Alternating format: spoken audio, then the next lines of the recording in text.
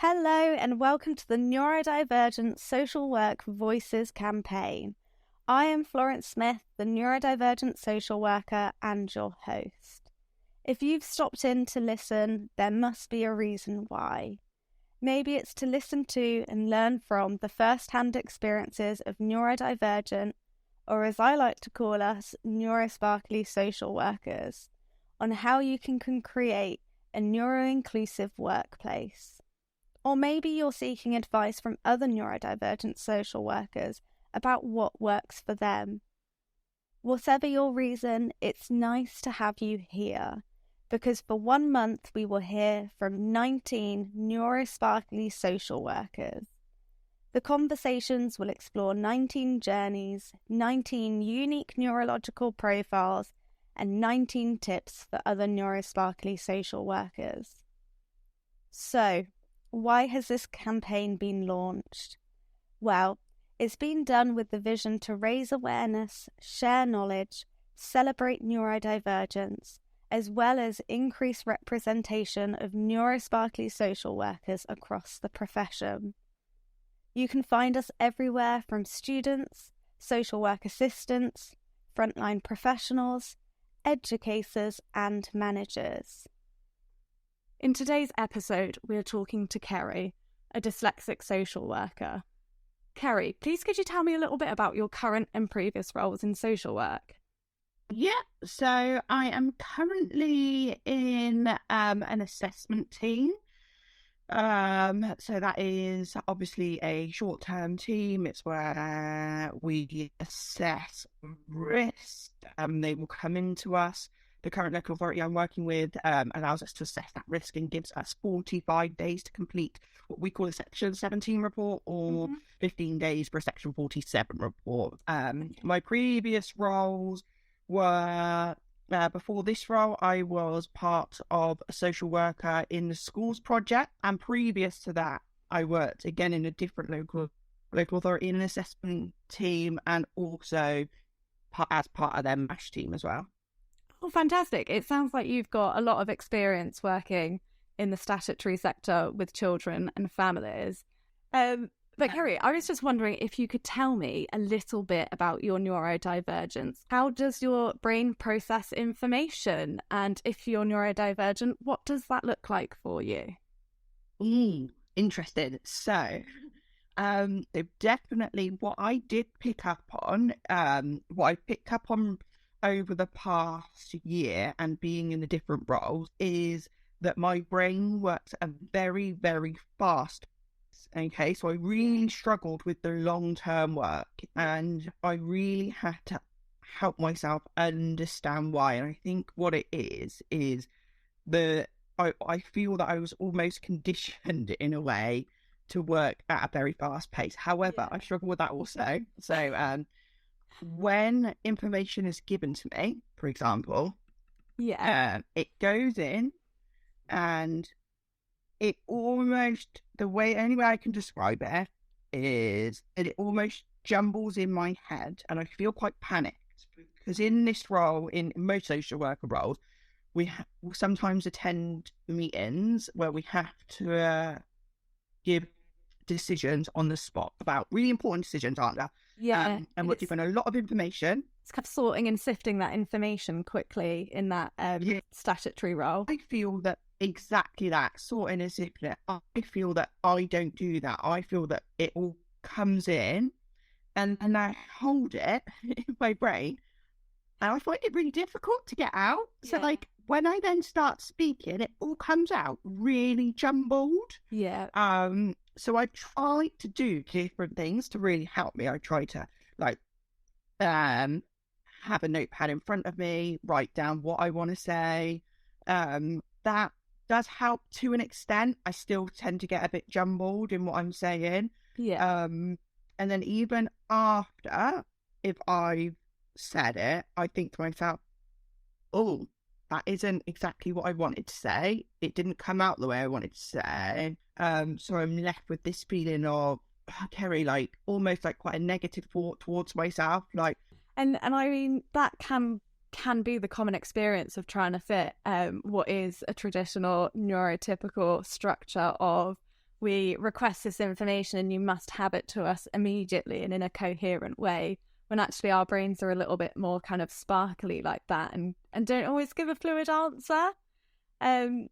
So I've heard a little bit about your challenges in processing information on the spot and being able to communicate that in a fluid way.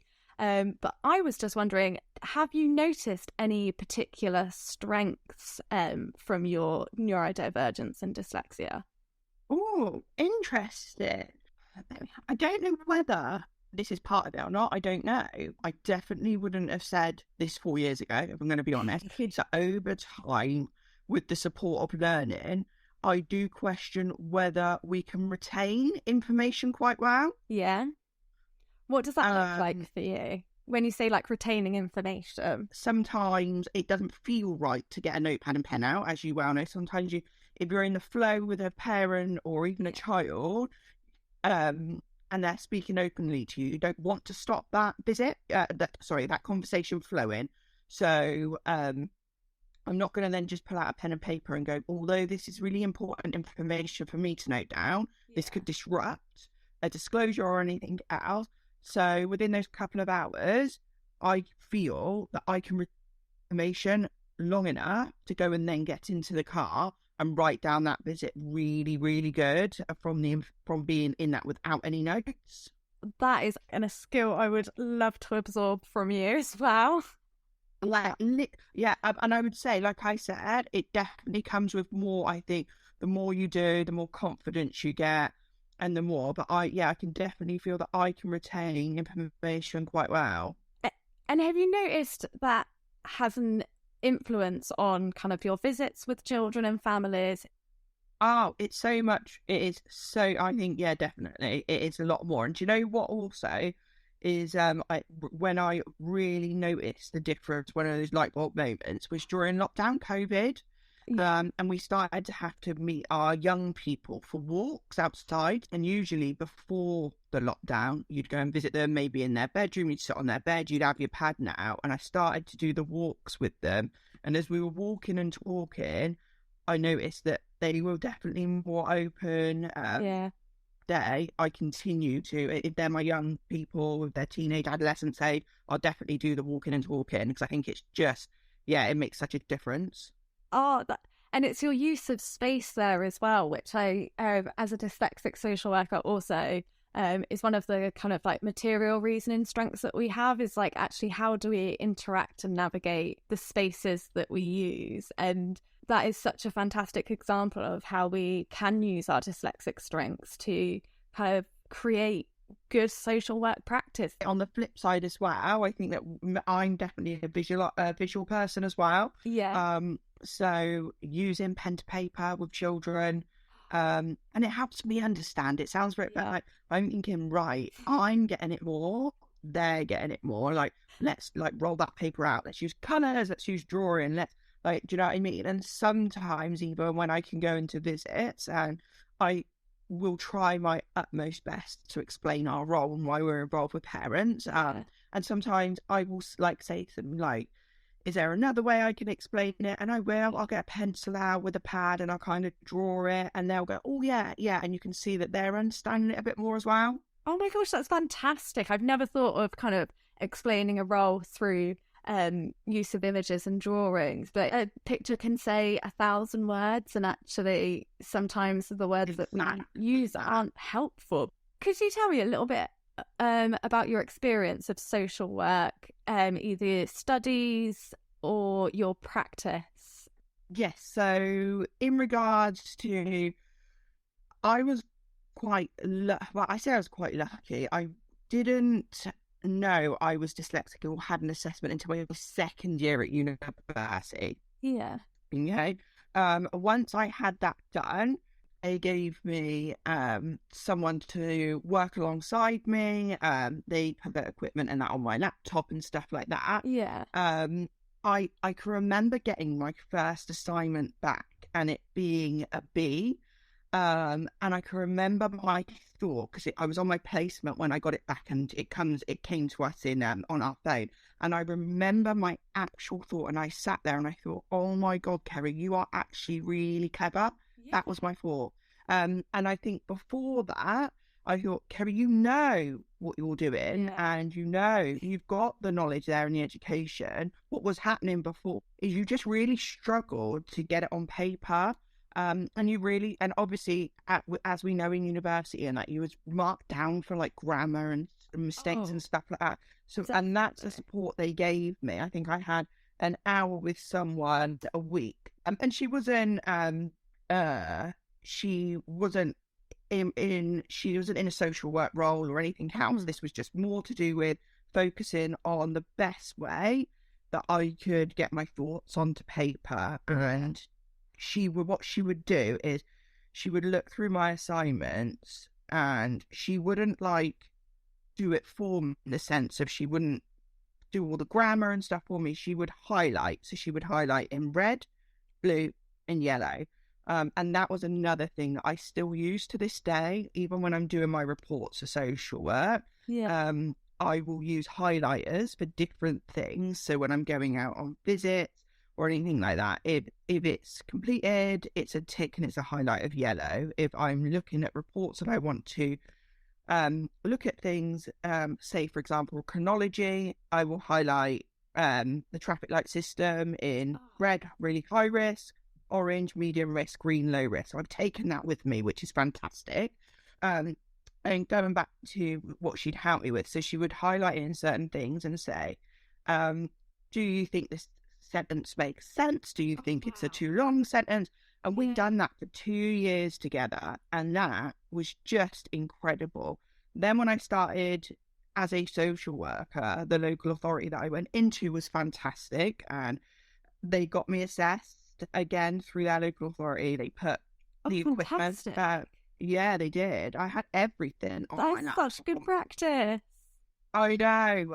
So I had Dragon installed. I still have mixed feelings about that, if I'm going to be honest. What's the mix up in those feelings? Oh, like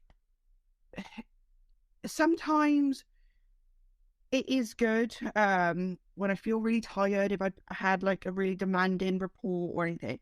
It's good to be able to speak it and see it come up on the screen. The other feelings is that it doesn't come up sometimes the way the words that you're saying, and if you have to go back and kind of rephrase a word to get it there, you lose where you're at with that natural flow. And then I go, is it sometimes easier just to write to keep the natural flow going?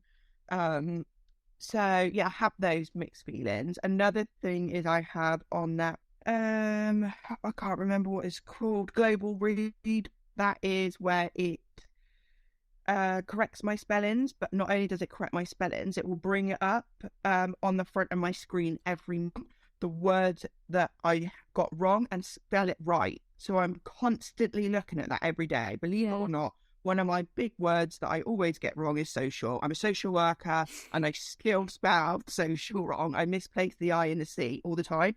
But like it came up this morning and it was like 61% was social. But it's just reinforming that, isn't it? It's really just bringing that to the front every morning. Oh, I'm going to look at the right way it's spelled. Another one is like decision and stuff like that. So that's really good. I have Carlo read, so that reads back to me, which is sometimes, again, when I have a lot going on, there's lots going on in the brain, I need a report to be sent in or something like that, it's good to have it read back to me. Well, it's just so then you can hear it in a different tone as well, and you're not reading it with like your preconceived or you know what it wants to say. So 100%. So for me, it's definitely working with my dyslexia. It's not fighting against it. I've accepted it. I'm okay with that. And it's just, I used to get one things that I would say when I very first started, maybe a confidence thing now, but it's no longer so much an issue.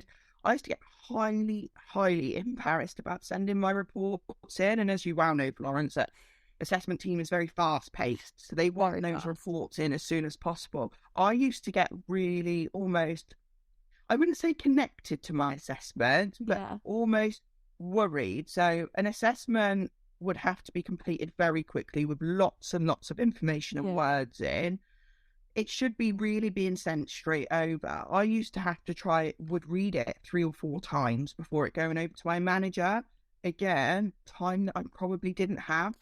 No, and time that you don't have it compared to like your neurotypical peers who aren't dyslexic and can send it straight away. And I almost get like a sense of vulnerability with report writing as well, is that this is a big piece of work, and it's showing the way that you're thinking, but it's also doing justice to the family that you're working with. 100%. And it's like those preconceived ideas about dyslexia and maybe what we've been told in the past about the way that we think and behave. It sits with us, and it's that fear of judgment. So, I mean, I sat with you in that. So I would say, like, it's the strengths there in regards to, like I said, I've taken so much from my dyslexia that I'll use forever. And I think that it supports us in that way. I'd also like to say that I feel that, I don't know if this is the same for everyone, due to that kind of, maybe those feelings of like getting those reports from that in, it also gives me a sense of organisation, which supports me. I have to be organised. My brain likes to see things being ticked off and visual again. Yeah, exactly that. I like to be in time scale. I like to ensure that I've got everything in an order that makes sense to me and it works. Yeah. And I'm okay with that. That's it. And it is sitting with that. This is who I am. And that's kind of what I like about the term neurosparkly as well, because it's like, well, actually, we are shimmering, and the way our brains work almost is like a bit of a gem. Each one of us is unique. Like, my dyslexic brain's different to yours. Yeah, 100%. It's so fantastic. But I mean, what advice would you give to other dyslexic social workers, be it students, frontline social workers, just anyone across the social work profession? So I would definitely say, if they're worried that they're dyslexic, go and get an assessment done. Yeah. It will only support you. It's not a hard process at all. That I found that it wasn't difficult. They were very kind, very friendly. They made me feel really comfortable, and in the long run, it will serve you so well. And also, if you have got a diagnosis, like we said earlier, like definitely acknowledge it, sit with it, and welcome it. Yeah. Oh, you've given me goosebumps on that one, Kerry. Well, it is, isn't it? It's just about, you're absolutely right. We're all individuals. We've all got our positives and our strengths. And actually, speaking even with you today and recognising those strengths, if someone said to me tomorrow, actually, Kerry, we can take that to I don't know, you're not taking that away from me. That's part of who I am now. Like, oh, it is. It's our brain. It's like, it informs our character. Yeah. And actually, Kerry wouldn't be Kerry otherwise. Yeah, and like exactly that. And let's not feel shamed about it, and let's not feel embarrassed about it, because although yes, there's barriers, there tends to be more strengths, and I think it's definitely, do you know what I mean? The more we speak, the more we share, the more we do, then we are going to all come, aren't we? And that is it. And I just think that, like, it's definitely, yes, like I said, there has been barriers, but it's definitely given me lots and lots of positives as well. Yeah. That's it. And I mean, is there anything that you would have done the same, or anything that you would have done differently in terms of like getting your diagnosis, getting your reasonable adjustment? I definitely feel that there was an inkling to me before my second year assessment, before my second year of university. There was definitely something there that I felt wasn't right. I was younger, and maybe I didn't feel as confident to kind of say, actually, something's not right here. Yeah. If I could look back 10 years ago, it would have been, Kerry, it's okay. It's absolutely okay going, because I look back now and I did struggle, and I feel that is due to dyslexia. I was never diagnosed or anything like that. And I think if I could speak to myself then, I would tell myself, go and get diagnosed. It's going to be okay. Yeah. Like, You'll embrace 100%. it as well. But like as children, you can sense that difference. Like we are sponges Yeah. with like observing people, and if we see people working in a different way, we do kind of internalize it that little bit. I was gonna say your journey of kind of being in school, that internalization, but then absolutely embracing it in adulthood. 100%. Yeah. I reflect now and I reflect back onto my school years, think now, actually, if I would have been supported, like, would I have done better? I don't know. Who knows? But I know that actually it knocked my confidence, not just my education, it knocked my confidence, and it took years and years to rebuild. That's it. And it can be such a confidence knocker. And it's that extra work, like you've just explained. We aren't lazy, but if there is something that we struggle with and it is kind of emotionally painful, we will avoid it. Yeah. Because neurotypical people don't necessarily understand what that feels like. But to struggle with something that you can't necessarily change, yet you're forced to do it, is such a difficult space to be in. And then on the other hand, to hear how you've kind of embraced reading and writing using your visual strengths just goes to show that actually with our challenges we do have trade-offs with our strengths, and if we're taught to lean into them, we're working to the way our brain wants us to and not to the way our teachers or our managers want us to. 100% it makes sense. And I think that's what I like about assessment.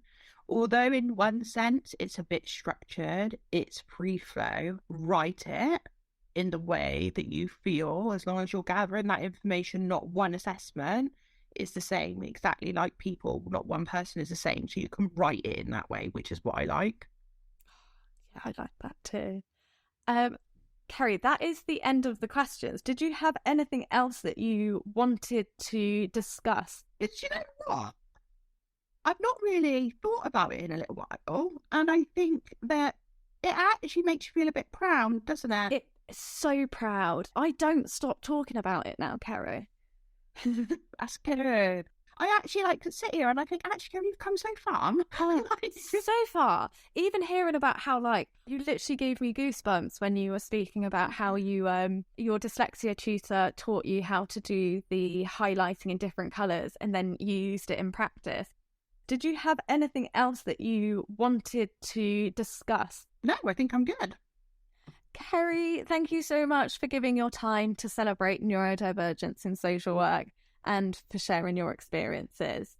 And thank you to everyone who has listened today. If you're interested in learning more about neurodivergent social workers and neuro-inclusion, please check out the Neurodivergent Social Work website and also the British Association of Social Workers Special Interest Group for Neurodivergent Social Workers. And you can find the link to both the website and the special interest group in the explanation below.